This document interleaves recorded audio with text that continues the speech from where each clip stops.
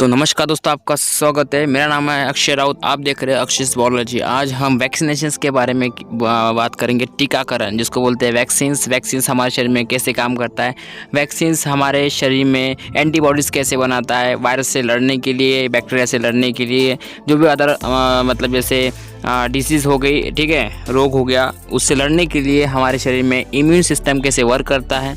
आज सभी इनके आज पर इसमें बात करेंगे, ठीक है। चलिए शुरू करते हैं। देखिए, वैक्सीन्स हमारे शरीर में एक प्रकार का मतलब जैसे मान के चलिए हमारे शरीर में इम्यून सिस्टम होता है, ठीक है। इम्यून सिस्टम का अर्थ होता है रोग प्रतिरोधक क्षमता, ठीक है।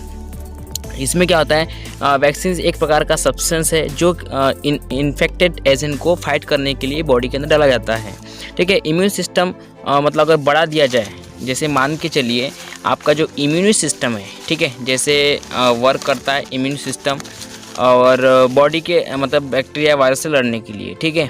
और उसके बाद जैसे मान के चलिए बॉडी मतलब ब्लड का सर्कुलेशन, जिससे ब्लड बॉडी में फैलता है, हार्ट पंप करता है वैसे। और उसके बाद रिस्पिरेटरी सिस्टम है जिसमें हम सांस लेते हैं। इसी प्रकार का एक इम्यून सिस्टम होता है, ठीक है। और इम्यून सिस्टम कई प्रकार का होता है, जैसे बैक्टीरिया वायरस को कोई भी फॉरेन पैथोजन जो हमारे रहते हैं शरीर में, जैसे कौन सा पार्टिकल हो गया, ख़राब चीज़ हो गई, ठीक है, वो अगर हमको बीमार करता है तो उससे फाइट करता है इम्यून सिस्टम, ठीक है। नॉर्मली क्या होता है दोस्तों, जब कोई वायरस और बैक्टीरिया इन्फेक्टेड करता है तो बॉडी का इम्यून सिस्टम क्या करता है, नॉर्मल डिफेंस मैकेनिज्म उन लोगों का स्टार्ट कर देता है। यानी एक मैकेनिज्म होती है, एक प्रोसेस होती है, उसको स्टार्ट कर देता है, ठीक है। और इसमें क्या होता है, किसी किसी का इम्यून सिस्टम लो होता है, किसी किसी का अच्छा इम्यून सिस्टम होता है।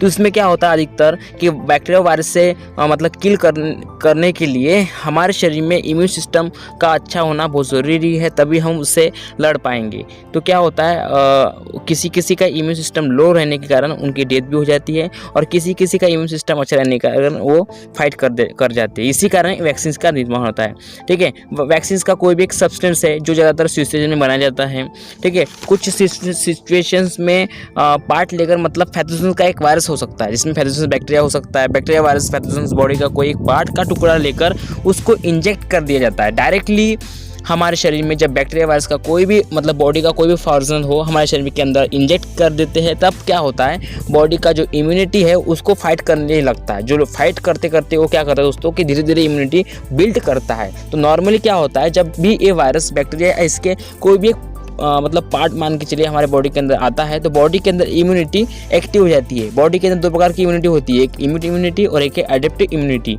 ठीक है, जो वायरस और बैक्टीरिया को मारने के लिए कामयाब मतलब ज़्यादातर नहीं हो पाती, ठीक है। इसलिए हम एडेप्टिव इम्यूनिटी का सहारा लेते हैं, ठीक है। एडेप्टिव इम्यूनिटी क्या होती है, देखिए दोस्तों, एडेप्टिव इम्यूनिटी होती है जो एंटीबॉडी बनाते हैं, ठीक है। जैसे हम वायरस और बैक्टीरिया को इनएक्टिवेट कर देते हैं, उसके हम पार्ट के अंदर डालते हैं, यानी शरीर के अंदर डालते हैं, तो उसमें क्या होता है, एंटीबॉडी बनाया जाता है, तो उसको बोलते हैं एडेप्टिव इम्यूनिटी, ठीक है। दोस्तों, एक प्रकार का एक प्रोटीन है, ठीक है, यानी एंटीबॉडी एक प्रकार का प्रोटीन होता है जो वायरस और बैक्टीरिया से लड़ता है। उसके बाद एंटीबॉडी जो है पर्टिकुलर काम नहीं करती, यानी क्या होता है, वायरस और बैक्टीरिया से लड़ लिया तो एंटीबॉडी भी खत्म हो जाएंगी। पर वैक्सीन का जो मतलब एक बार वैक्सीन बन गई शरीर में तो वो लॉन्ग टाइम तक रहने वाली है। यानी वायरस बैक्टीरिया को ख़त्म करने के बाद भी एक, जैसे आप पढ़ाई को कैसे स्टोर करके रखते हैं अपने दिमाग में, वैसे ही मतलब वैक्सीन जो है हमारे सेल्स के अंदर यानी स्टोर करके रखती है। यानी जब भी कोई भविष्य में फ्यूचर में वायरस आया तो उससे लड़ने के लिए वो लॉन्ग टाइम तक रहती है, ठीक है। और एंटीबॉडी जो है वो मतलब ज़्यादातर नहीं रहती, वो मतलब जैसे वायरस और बैक्टीरिया को उसको किल कर दिया, मार दिया, तो वो भी ख़त्म हो जाती है एंटीबॉडी, ठीक है। तो क्या होता है कि हम पूरा वायरस और बैक्टीरिया बॉडी के अंदर नहीं डाल सकते, ठीक है, ध्यान रखिएगा। क्योंकि इसलिए नहीं डाल सकते क्योंकि वो मतलब जैसे वायरस और बैक्टीरिया के जैसे पार्टिकल का कुछ टुकड़ा डाल सकते हैं, वो टुकड़ा यानी मान के चलिए DNA RNA का जेनेटिक मटेरियल हो गया और मेम्ब्रेन हो गया, वैसे प्रकार का हम डाल सकते हैं।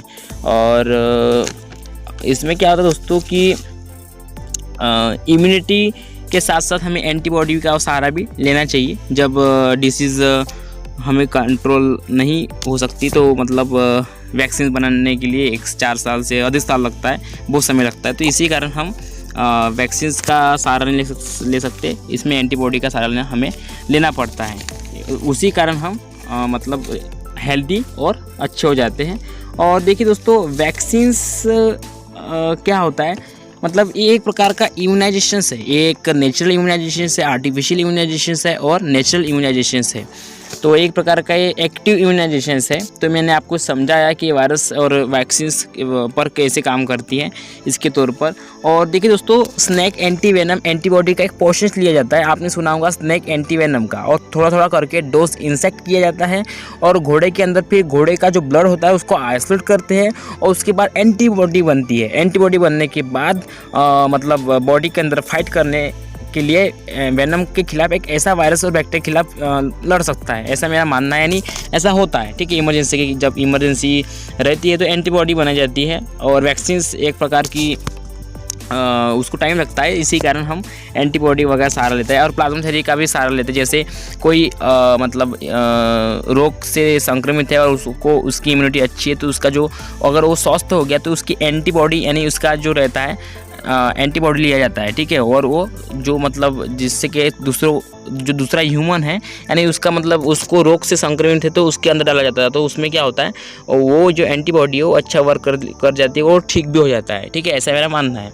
और दोस्तों, यही कुछ वैक्सीन के बारे में था। अगर आपको समझ में आया होगा तो फिर मैंने पूरी समझने की आपको कोशिश की, क्योंकि वीडियो लॉन्ग नहीं होना चाहिए, ठीक है। वायरस के और बैक्टीरिया के कारण हमारे शरीर में वैक्सीन से इस तरह की प्रोसेस स्टार्ट होती है और इससे लड़ा जा सकता है दोस्तों, ठीक है। तो ये कुछ मेरा वीडियो था। और दोस्तों, वैक्सीनेशन का रूल है, मैंने एक वीडियो में समझाया पूरा, आप उसको देख लीजिए तो आपको पूरी जानकारी इसमें मिल जाएंगी। और दोस्तों, क्या होता है, एंटीबॉडी का मैंने आपको समझाया था। वैक्सीनेशन बनने के लिए बहुत समय लगता है, वैक्सीन बनने के लिए बहुत समय लगता है, तो हम एंटीबॉडी का सहारा लेते हैं, जो लॉन्ग टाइम तक नहीं रहती, बल्कि वैक्सीन लॉन्ग टाइम तक रहती है। और जैसे वायरस और बैक्टीरिया हमारे शरीर में मतलब फाइट करता है एंटीबॉडी, तो एंटीबॉडी भी ख़त्म हो जाती है। पर जो वैक्सीन है वो लॉन्ग टाइम तक चलती है। ये कुछ वीडियो था। अगर आपको वीडियो अच्छा लगता है तो लाइक शेयर कमेंट जरूर कीजिएगा। अक्षय बायोलॉजी को जल्दी से जल्द सब्सक्राइब कर लीजिए, और ऐसे ही वीडियो देखने के लिए प्लीज़, ठीक है।